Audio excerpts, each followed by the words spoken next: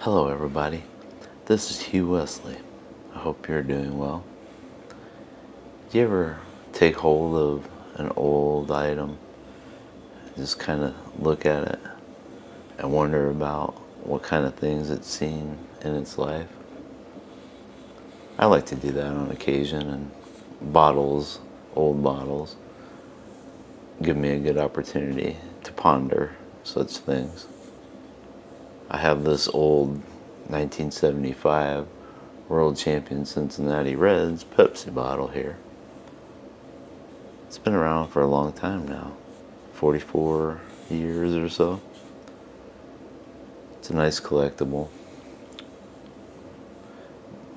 But what do you suppose this bottle has been through before it came to me? Who do you think drank it? Do you think they were baseball fans or Reds fans? Did they watch this World Series? Did they, maybe a father and a son, watch the World Series together? Maybe the father gave the bottle to the son when the World Series was over, or the son just kept it as a memento of those days. I don't know, it's interesting to ponder. We can't know, of course. I think I bought this at a garage sale a few years ago, so I don't really know where it came from. But we all have those items in our lives that maybe don't mean a whole lot to other folks, but mean a lot to us because of the memories attached to them.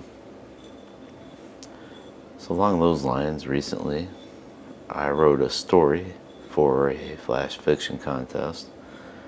Is that not really much of a contest, just a way to keep the tools sharpened, if you will.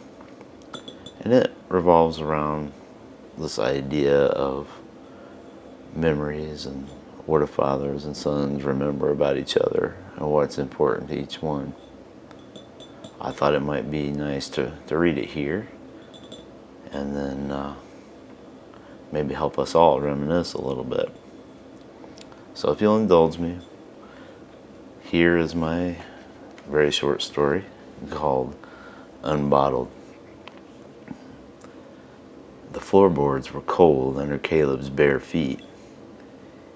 He rubbed the back of one hand across both eyes and set his shotgun against the door frame. "What brings you out here so early, Sheriff?" Caleb forced a nervous smile. Sheriff Marcus Franks grimaced and shifted a wooden box from his left arm to his right. "I'm afraid I have some bad news, Caleb." Caleb dropped his eyes to the box. It was cedar, well made, with dovetail joints. There was only one man who could have built it. A long-forsaken day flashed through Caleb's memory, and his heart twinged in pain. "My daddy's gone." Charlie had spent most of Caleb's childhood in his shop, making furniture for the folks in Boughton. Franks nodded and pushed the box forward. "Sheriff Conley from over in Boughton brought this to me this morning. Said Charlie gave it to him years ago with instructions to deliver to him when..." But there had been that one glorious day just before Caleb left home. "Thank you, Sheriff." Caleb hefted the box into his own arms and swung the door closed to nudge the lawman outside. Caleb sat on the floor and slid open the top of the box. The workmanship was impeccable. Inside was a letter.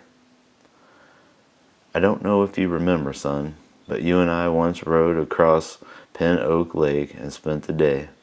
Nothing special. Fished, collected some butterflies, nearly stepped in a hunter's trap. I thought you should know it was the greatest day of my life." Under the letter was a large glass bottle, which Caleb held to the low morning light streaming through the front window. Inside were two tiny wooden men, one young, one middle-aged, sitting in a birch boat. Each man held an oar. I remember, Daddy.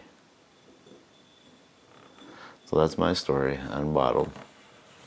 I hope you're having a good day and are having some good memories. Take care.